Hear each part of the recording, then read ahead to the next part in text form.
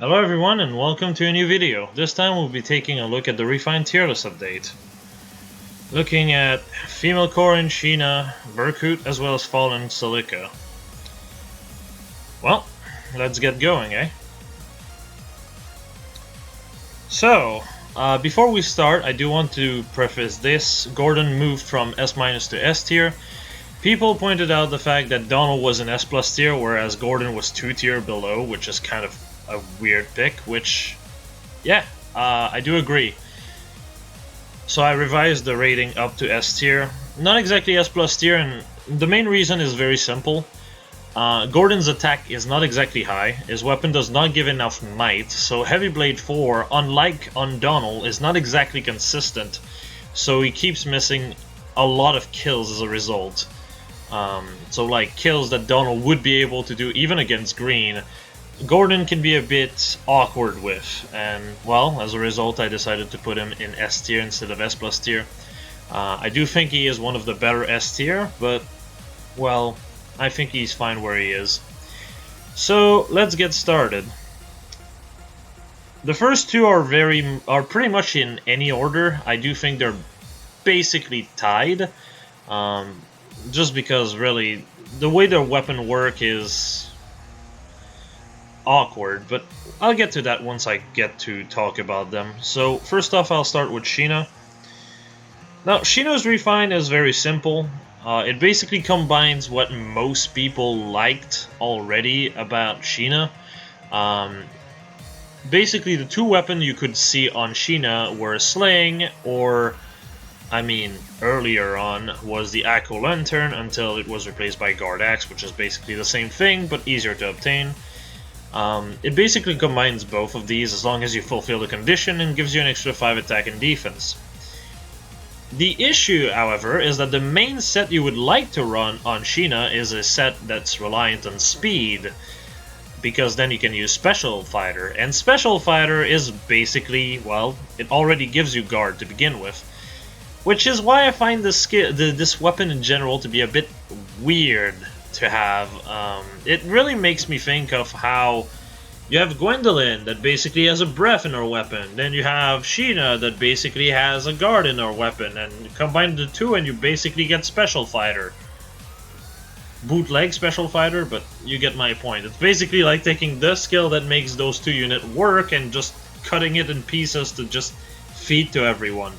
And I just find that really strange. I mean, at this rate, what? We're going to get Arden with, when he attacks, he gets 2 charges now. Which, I mean, to be fair, considering follow-up ring, that would be not too bad. But, I mean, that's Arden, this is Sheena, so let's continue talking about Sheena. Honestly, it's kind of disappointing, because Sheena definitely can make her speed work. And it just makes this weapon a bit iffy, but it can also be used still as a bootleg Special Fighter on enemy phase exclusively if you combo this into Brave Lucina.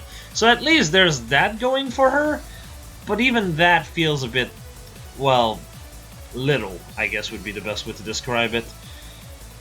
So let's talk about builds, eh?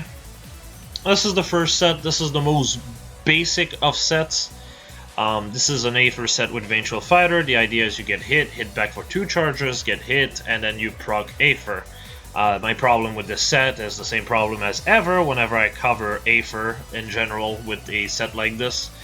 It's the fact that you are proccing Aether on the second hit. It typically will do most of your damage on the first one, so you're basically finishing off a unit. Though, thankfully, Sheena's attack is not so high that, you know, you can end up with a unit with, like, 40% of its HP left, and then you just proc Aether and heal yourself for basically nothing. She still hits 61 attack, so it's not exactly perfect, but it's definitely an option. Now, I've put Speed Rest solo here. It's purely because the weapon gives you 5 defense to begin with, so you still end up with 51 defense and 52 res, and you can still use Armored Stride as a result. So, yeah, and it also makes the speed good enough to block double, sometimes, not consistently, but sometimes, with your enemy. So at least there's that going for it. It's still overall fairly awkward, but oh well, it's kind of what it is. If you also find the speed to actually be an hindrance because, you know, you fail to get hit another time, so you only get 3 charge instead of 4, you can use Legendary Brave Lucina and get hit, proc. So that also works. Or if you don't want to use Brave Lucina with her, you can still use Ignis instead. It's really up to you. Or you can just use Warding Stance instead. So you can just, you know, avoid the entire having sometimes too much speed that it actually screws you over, unless you want her to be a bit tankier overall. It's very rudimentary, but the thing with Armored Unit is that they don't really have a whole lot of variance. This is why Armored Unit are basically a contender for the worst type of unit of the game, that and the fact that infantry units basically have more options and barely have any less BST. Honestly, if we get a Gen 5, all I'll say is Gen 5 should just increase the BST of Armored Unit and nothing else. We're basically at that point. Or Armored Unit basically gets 10 more BST instead of, you know, 5. Because the difference between Armored and Infantry is just so little, it's just disappointing. Like, even now, Sheena is a 170 BST unit, Mordecai is a 170 BST unit. So, compare Mordecai to Gwen, Mordecai is actually a weapon that's extremely potent, can be used with a variety of units, but on the other hand, you have just, you know, this, or Gwendolyn, and you're just like, wow, I have 1 movement, I need Stride to have 2 movement consistently, or another armored unit to babysit me. It's... like, if you're going to make a unit that has 1 movement, the benefit needs to be huge, otherwise it's just kind of pointless, and it's just not there anymore. It hasn't been there for at least a year at this point. There is just so many drawbacks for Armored Unit, and no drawback for Infantry, but at this point this is just me beating the horse. Let's move on to the next set. Next set is a set that's more reliant on speed, obviously, using Speed Plus with Speed Res Solo. This one requires Brave Lucina to really function in general, and Brave Lucina you might want to have Drive Speed on her, just so you end up with +6 speed, which pushed her speed to 51, just to make sure. If you wonder why I said the main weapon that you... not the main weapon, but the main B skill you were using on Sheena is Special Fighter, despite the fact that she only hit 45 speed by herself, realize one thing. Speed Refine. That's it. The Speed Refine basically pushed her speed to 48 to begin with, so that's why it worked back then. Here it's a bit iffy because you want to have the Refine itself, because it's still guard, it's still 5 attack, it's still 5 defense. Taking a Speed Refine is not exactly worth it overall. It can work if you just want to use her the same way you used her before, but with like more might, but personally I'd rather use this. Still, this is very iffy because it requires her to be in a very specific team, or rather have a very specific teammate, because Special Spiral would not work by itself otherwise. So the idea here is that you're basically hitting 51 defense and 49 res. This is typical, with, you know, with Brave Lucina, 64 attack. Or rather, 64 attack, 54 defense, and 52 res. So far so good.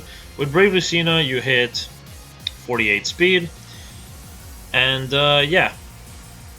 I'm not counting the other C skills on Brave Lucina, of course. Obviously, you're going to run drives to combo into the weapon. But the idea is that Brave Lucina will enable you to proc Aether on the first fight, basically get hit back, proc, or get hit back, get hit again. Actually, no, you genuinely do need to double here. But after that, after the first fight, you're basically in a position where you get hit, you proc Aether every single time.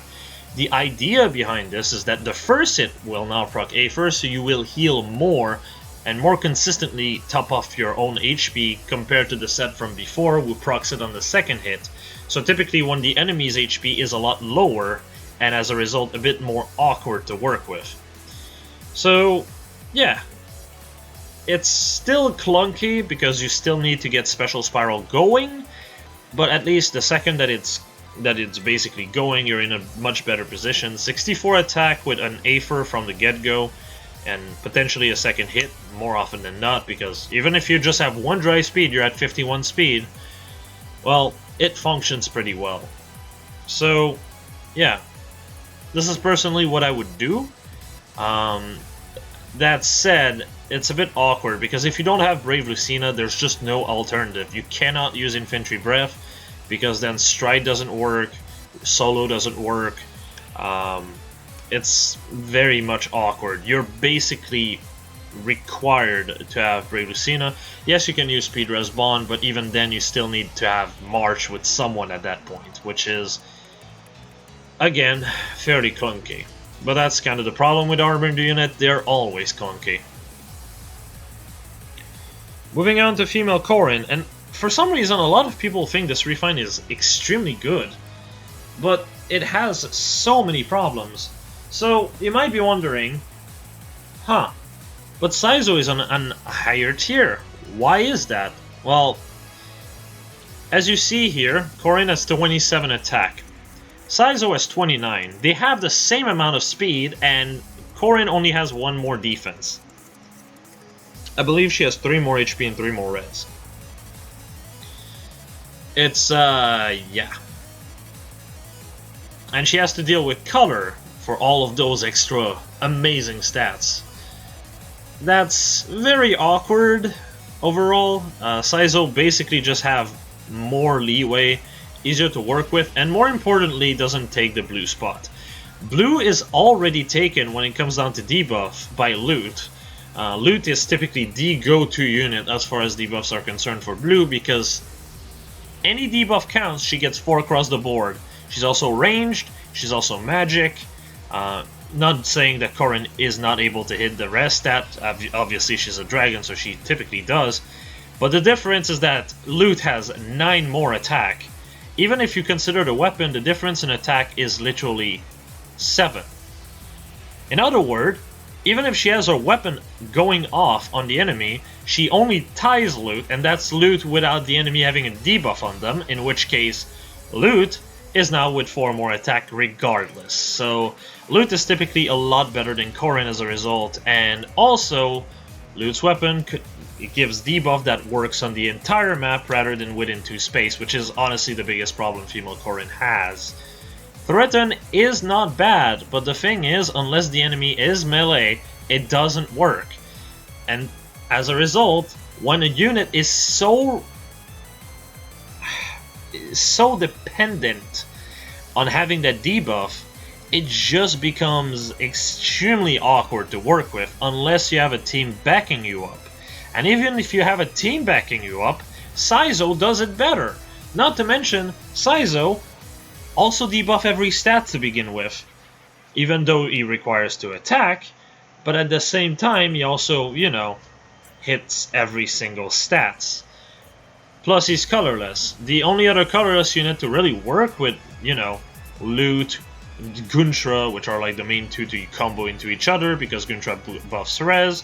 Res makes Loot more consistent, and also makes Saizo better, as well as Corrin, I guess, if you want to use that type of team. And or using Rid as the last one.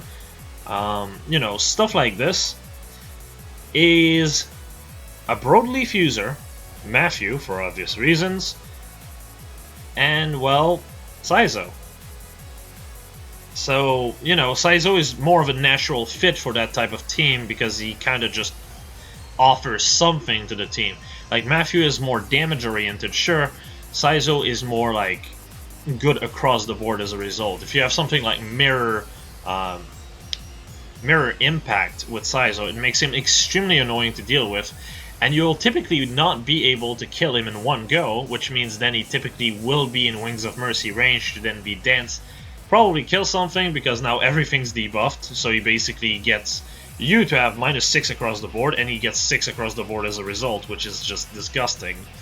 So, obviously, as a result, he becomes a powerhouse. so long as he survived that first encounter, which again is very much doable.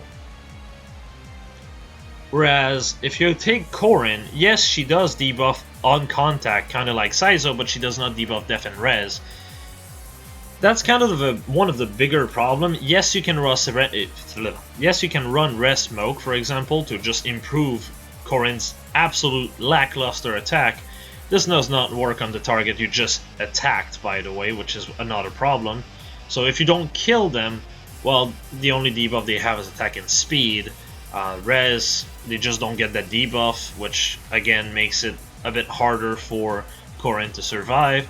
And you cannot have res and def smoke, so that means you don't get the 7 defense, whereas Saizo would get the 6 defense because his debuff is less than 7, but yes. Honestly, the main thing that would really make this weapon work is make it work within 3 space, like a threaten that works within 3 space, because then you'd be able to also hit, you know, ranged units. Since you only hit within 2 range, that makes her basically a duelist only against melee units, which can make her a fairly good counter to, say, like unit like Sheena, Larce, and so on and so forth.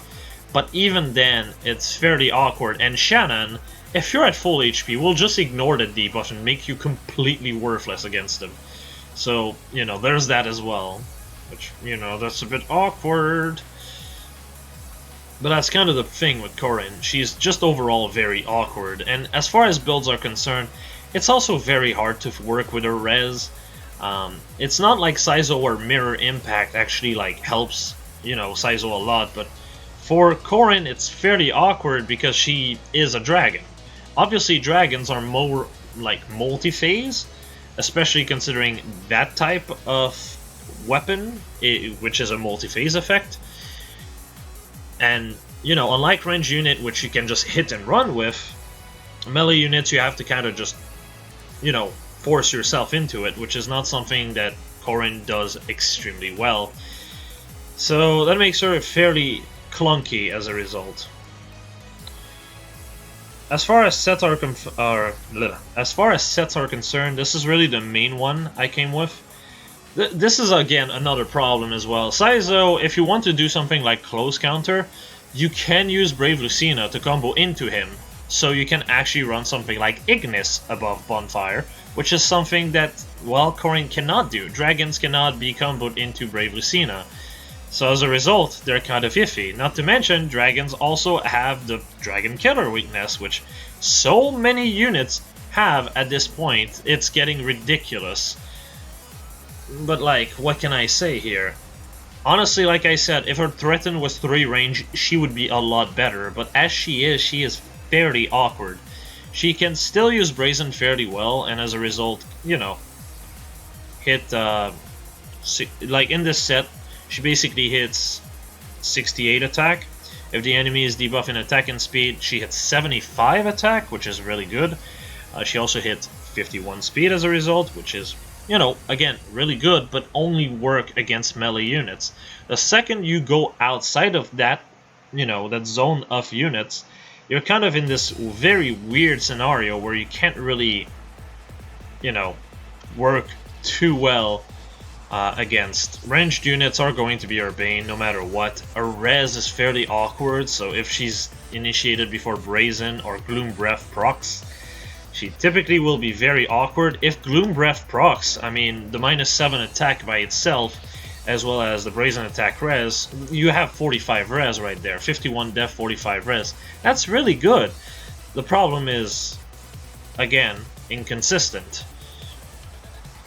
But yeah, overall, she's an okay unit. I do think there's just better options out there, and honestly, the best way to really resume her is, if you like this type of effect, build Saizo. Saizo will do that job just better overall.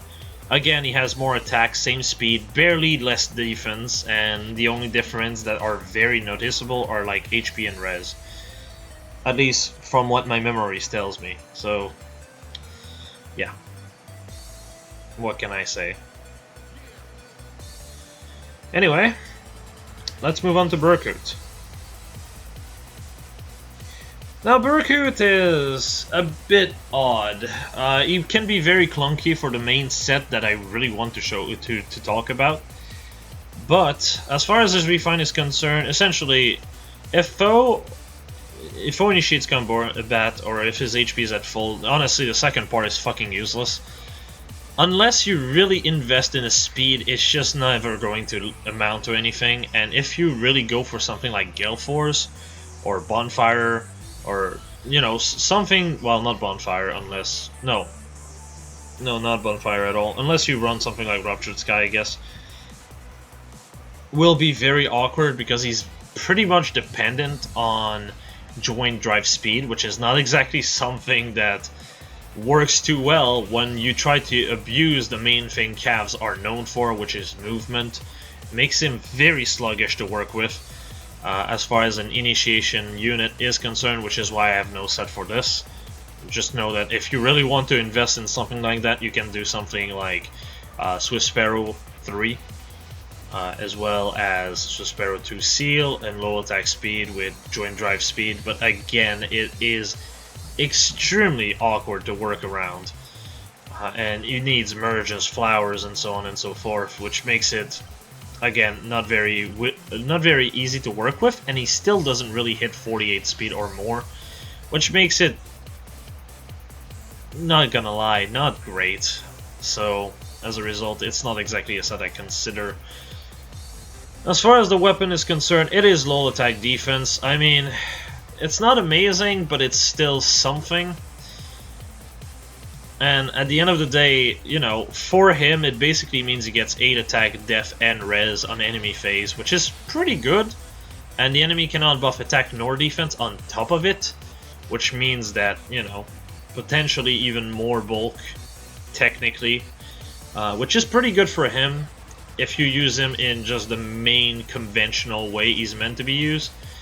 Personally, I find it to be fairly dull, but it still works. It's boring, but it works, is the best way to describe it. So let's talk builds.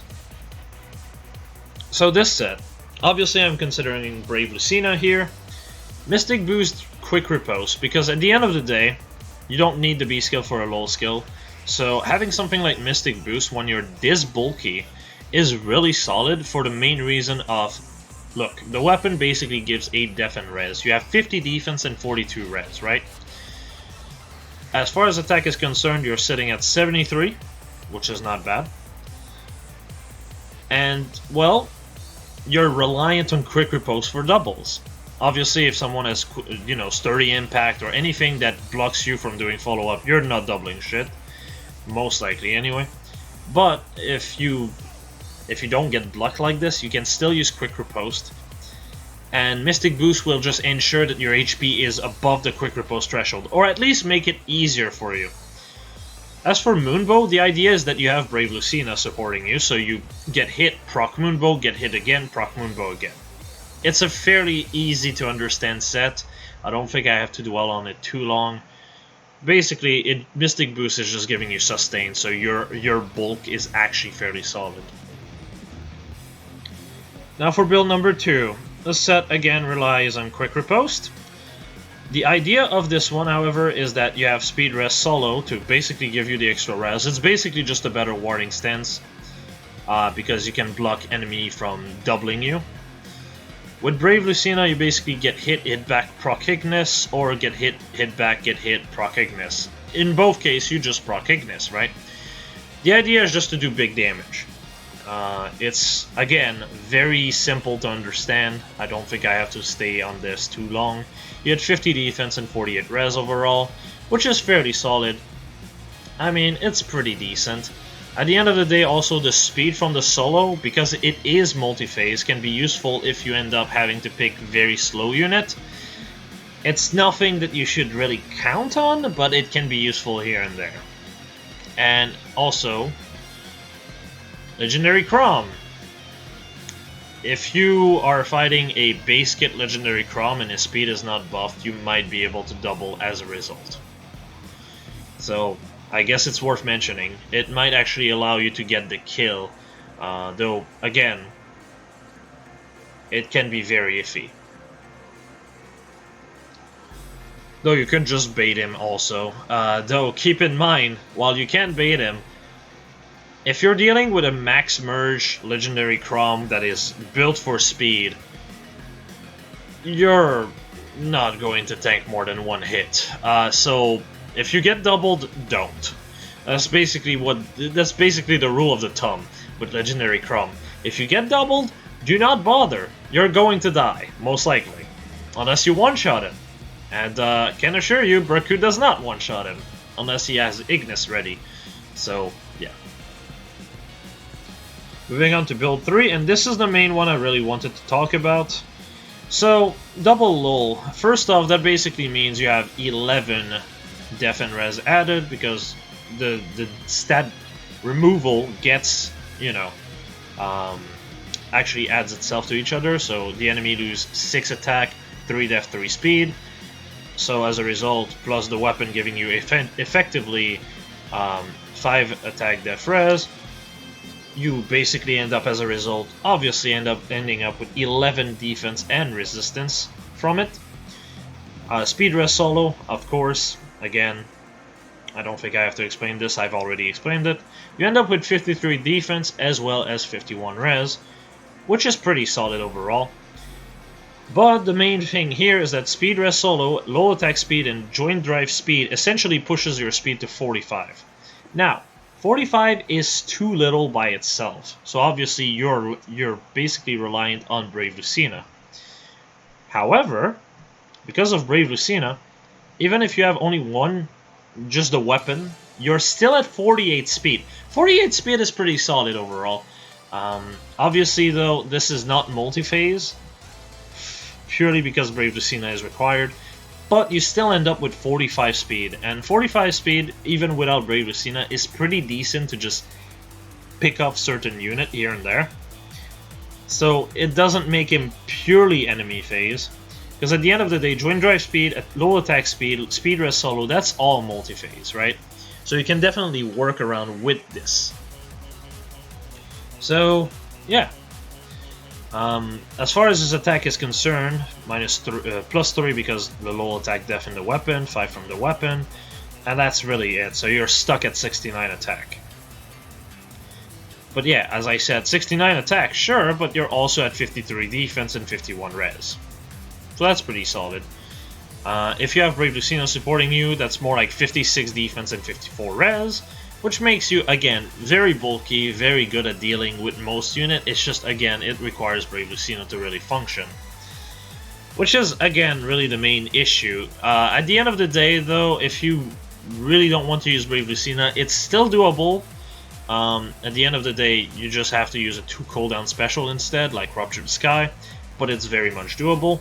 So, if you want to use instead base Mel Corrin, Mafilda or Clive, all of these work, you know, as a stat stick on him, so his speed is actually somewhat fixed. But yeah, not much else to say here. It's a very simple refine. There's not much to it. Now for Fallen Celica. Oh boy, Fallen Celica. Did I not expect them to do this? So, first off, description is wrong. If foe initiate combat, that doesn't do shit. This is probably because they decided to do Ctrl-C, Ctrl-V off of the description of Legendary Selif's weapon, which is basically working in a very similar way to this refine of the whole if foe initiates combat, or if unit is less than full HP at start of combat, grants inflicts -6 attack and defense on the enemy and restores 7 HP per hit, basically. Which is very much the same thing as this, except instead of -6 attack def, it's +4 attack speed def res. So I just think they copy and pasted it and didn't double check because the effect was slightly different. It is kind of hilarious in a way that you can see this kind of mistake here, but whatever. As far as the weapon is concerned, base effect comes to no surprise. You basically get 4 across the board in combat, take 4 damage after combat without the HP threshold requirement, which was basically, well, what everyone expected. The refine is the part where it's a bit more interesting, where if the foe or unit's HP is under 100%, you get another 4 across the board, and you heal yourself for 7 every hit. Now, there is one type of skill that makes this second effect so stupidly good, I just had to talk about it. So, this is not in this one, but at the end of the day, actually no, it's the weapon itself that works like this. You can use push skills also if you want to just keep pushing yourself back in, but the weapon will do it itself. Keep in mind, essentially, the first fight is the only fight you're not going to be guaranteed to have the weapon active, because the way this weapon works is if you get hurt, basically, if you go in any fight and you hit back, you will take 4 damage, right? So, even if the weapon heals yourself back to full, you'll take the 4 damage post-combat, and you are back into the condition every single time. There's no way for you to get out of this condition unless you're stupid enough to run Mystic Boost on her, and which you do. If you do, why? Just fucking why? But yeah, essentially it's just basically a flat 8 across the board with no drawback, and you get sustain on top of it. So the set here obviously works really well. So you have 40 def, 40 res right here, right? Weapon pushes that to 48 def, 48 res. Low attack def pushes that to 51, 51. You are extremely bulky at that point, and the weapon pushes your speed to 53, so you don't even need to bother with your speed. Your speed is already just fine, as is. So yeah, 53 speed, 51 def, 51 res. What about the weapon? What about the attack, I mean? 64 plus 8, 72, plus joint drive attack, 76, plus mirror stance, 80, plus low attack def, 83. So you have 83 attack, 53 speed, 51 def, and 51 res. What the actual hell? So at the end of the day, your 48 def basically translate into, well, 38 damage per Ignis. Yeah. Technically, actually, I believe Dragon Fang does slightly better, because you hit 80 attack, so you get 40 damage out of it. 40 is better than 38, so Dragon Fang is better. So, you know, there's that. But it's very mildly better. Still, obviously, unless you have a legendary or mythic hero boosting our defense, I guess Dragon Fang should be the one to go for. At the end of the day, with Brave Lucina, you know, your 51 def, 51 res becomes 54, 54. Of course it does. And as a result, you know, Ignis, basically because you have 51 def effectively, because of the weapon and everything, Ignis basically will do the same as Dragon Fang. Actually, no, it won't. It won't. It will be very close, but it won't. But still, overall, unless you decide to make your Brave Lucina get like Drive Def, Drive Res, to have even more bulk, in which case Ignis is preferable, otherwise you'd prefer to settle with Dragon Fang. So, my bad on that. Either way though, the idea is you hit like a truck, you have a lot of speed, you have a lot of def, you have a lot of res. The weapon gives you all the sustain you need because you're already that bulky that damage will be hard to take to begin with. So, I mean, hey, that's pretty solid. And I mean, if you have to deal with Surtur, Surtur basically enables your weapon to work in your first encounter, for example. So, I mean, it's pretty good. At that point, you're going to be most likely one-shotting Surtur if you attack him on enemy phase like that. Though, actually, because of his debuff and his own buff, well, his buff is negated, but because of his debuff, you might actually miss the kill, but you're going to do like over 40 damage on him. It's just ridiculous, because you're at the point where even if your visible buffs are negated, it doesn't really matter. I mean, like, even if I don't have visible buff, right?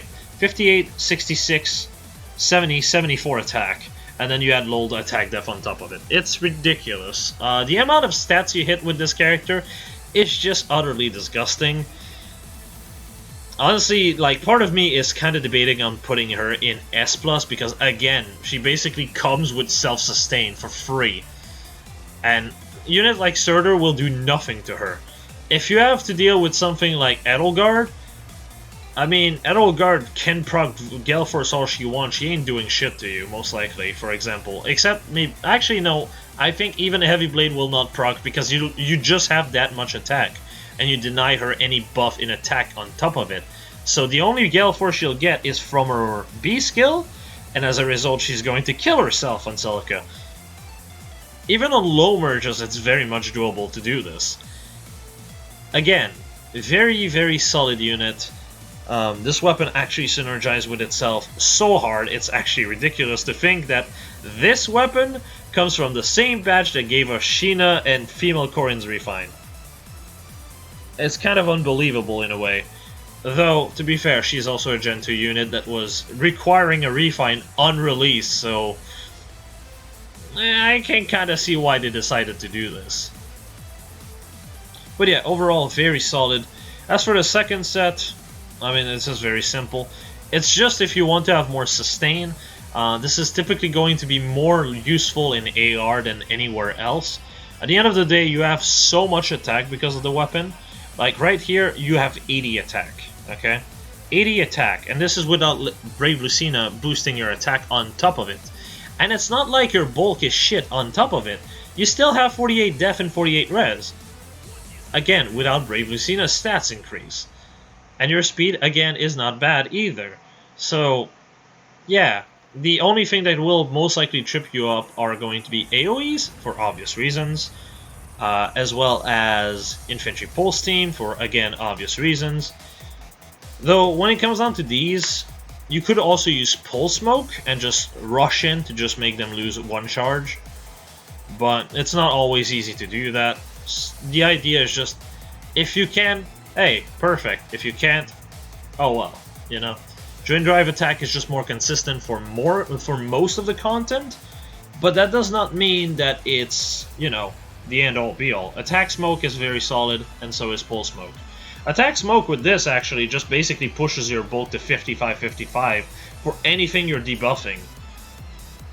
It's kind of ridiculous. And the other set here, like this one, if you have Attack Smoke on this, yes, your attack will go from 80 to 76. Whoop-de-doo. Still, you're going to be able to have 48-48, 51-51 because low attack def, Brave Lucina with, say, Drive Def, Drive Res, 57-57. If you attack smoked people at that point, 64 Def, 64 Res. I mean, I think it speaks for itself. At this point, you just hit so hard, it's ridiculous. And the enemy will actually struggle a lot at doing damage. But yeah, this set is mostly for AR, if you want to have more sustain than what the weapon gives. Outside of AR, I feel like this is kind of redundant for the most part. Except for maybe Abyssal maps, but even then, in Abyssal maps, you tend to want damage rather than sustain for the most part. Unless you're like one of those armored unit where Aether becomes kind of almost required. But yeah. Otherwise, I guess you can also use... No, you can't do that. I was going to say Times Pulse, but that doesn't combo too well with it. But yeah, overall, very solid refine. Again, I think most of the refines of this batch were pretty dull, but they get the job done against what they're made for. For example, Berkut and female Corrin are fairly solid at dealing with speedy red units. I mean, as long as they don't have no follow-up anyway for Berkut. And Corrin can be a bit iffy because even with the -7 speed, her speed can be kind of awkward to work with. Sheena is, you know, pretty able to become a slightly more reliable wall and use Vengeful Fighter, which makes her better for lower merges. The problem is that most people already have her at +10, which makes this kind of, I don't want to say useless, but kind of redundant. It's like, hey, you can do your job, but harder, wahoo!